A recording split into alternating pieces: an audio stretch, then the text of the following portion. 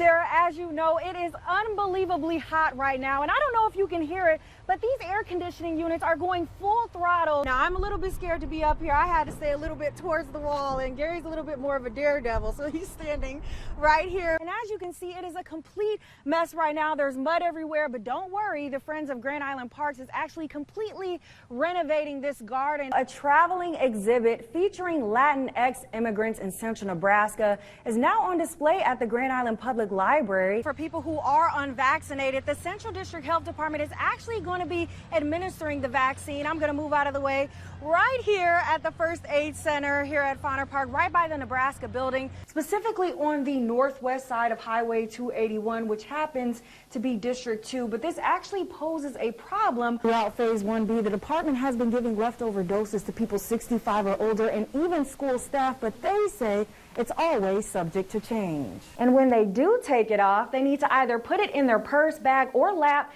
to avoid placing it on contaminated surfaces. Alicia, India has reported more than 18.7 million coronavirus cases since the pandemic began. People young and old are dying left and right, and one couple in Hastings is constantly worrying about their loved ones back home. We are just living two realities. One is like we are getting back to normal life up here, and the second one is, that we are struggling to see our, and very painful to see our close ones dying every day. Every text, every call, or notification has the Sharastafa family worried who might be next. We dread opening our WhatsApp messages because every day without fail we'll have one of the near and dear ones. Somebody has lost their lives over there, be it in your own family, somebody's cousins. Just about a week ago, Rakesh received a phone call from a cousin saying both his aunt and uncle tested positive, and when they were admitted into the hospital, there weren't enough beds to care for his aunt. Those are the times, that you just feel like very helpless, and what can you do? Anshula lost one of her cousins to COVID-19. She died waiting for a ventilator because she was 107th on the list. People are not dying from COVID. People are dying because they can't get oxygen and ventilators on time because we don't have enough. Rakesh tried to send a breathing machine to India, but it didn't make it in time. When you have all the access to yourself, but then you cannot provide it or help them, and that's the that feeling of helplessness is what bothers me, at least. Earlier this week, the Biden-Harris administration announced they were delivering $100 million worth of vaccines and supplies to India. They said in a tweet, just as India sent assistance to the United States as our hospitals were strained, we are determined to help India in its time of need. President Biden also signed a proclamation earlier this week barring entry into India. Shrivastava say not being able to see family for more than a year has been the toughest part. This is the time your family needs you and you can be there. After this interview was recorded, we found out Rakesh's uncle, who had been in the hospital, passed away today. We send our condolences to the Sharastafa family. Some people are feeling a whole lot better about Draft 2 of the Nebraska Board of Education's new health standards. So far, what I've seen looks a lot better. But then there are others who feel... The words that come to mind are extremely disappointed. This comes after months of scrutiny over Draft 1 of the standards. So much so, hundreds of parents have spoken out against them the past several months, saying they were teaching kids too young about sex. This curriculum is not age appropriate. Governor Pete Ricketts even chimed in, claiming they were infringing on parents' rights. They don't have to do this. They can drop this entirely. Senator Ray Aguilar and about 30 other senators pushed for a resolution helping school districts opt out of the standards. He also agreed Draft 1 was overstepping its bounds. I thought it had no place in public education. If parents want to share that information with their kids, that's fine. But it's not the teacher's job. The Board of Education apparently took people's concerns in mind because any talk of sexual orientation and gender identity was pretty much taken out of Draft 2. Besides briefly describing the difference between sex and gender in the 7th grade. Goals within this are still there, but the goals are ultimately that we have a solid partnership with parents and schools. 18-year-old Kendall Barling is sad topics such as family structures have been scrapped. He believes some of his peers would have benefited from this type of education in school while he was being bullied for having 2 moms. There are a lot of teens in our society that would have really benefited from these standards, and a lot of those standards have disappeared, and so a lot of our teens aren't going to get that benefit. You would never think anything like this would happen in a small town.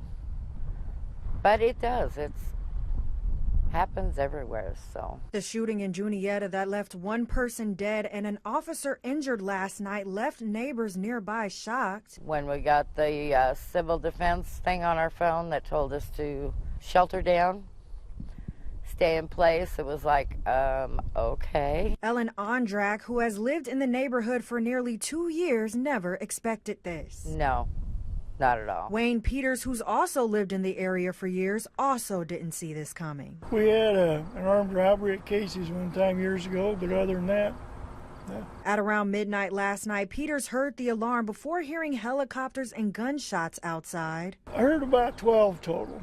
Had 4 sounded like small arms fire, probably 9mm.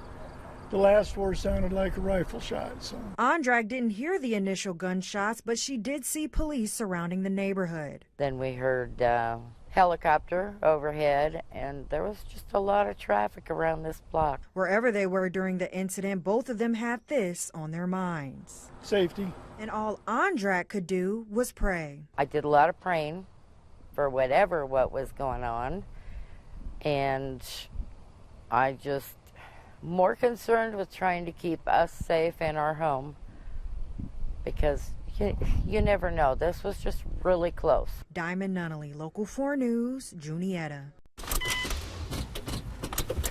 If you're struggling like me to get your car to start in these freezing cold temperatures,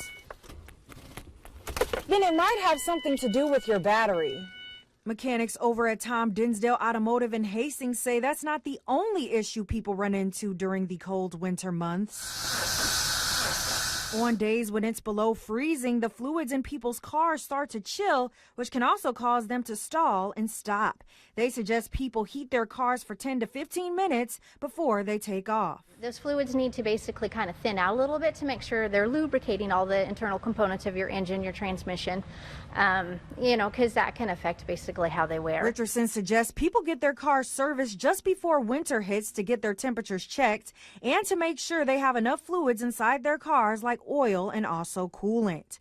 If this liquid is low, more than likely it will keep the heater from working properly. At that time, those fluids are always checked. Same thing as far as your tires. When we're having the season change, as far as fall into winter, let's take a look at those treads. To make sure you have plenty of tread depth, make sure the tires are inflated. Over at Quick Lane Tire and Auto Center in Hastings, managers say most times people don't even realize their tires are bad until it's too late. You can't stop, you can't take off. A lot of times when you see somebody off of the side of the road, it's just that's when they realized, hey, I can't do this the way I should. Mechanics encourages people to keep emergency supplies and jumper cables at all times in case of an emergency in this weather. Are you ready? Tutti Frutti. Students are learning lessons in a COVID-19 world, and while most are attending classes on site, Tell me what you want to tell me, and then we're going to go to recess. There are about 400 students in the Grand Island Public School District who continue to learn from home. At first, I would say it was a little bit rocky, but it's really smoothed out, and it's pretty great now. Krista Sherwick, a second grade teacher at GIPS, has been teaching students virtually all school year. We are in front of our computers in our Zoom class, talking to each other from 8 to about 9. I give them a 5-minute break or so because they're in front of the screen.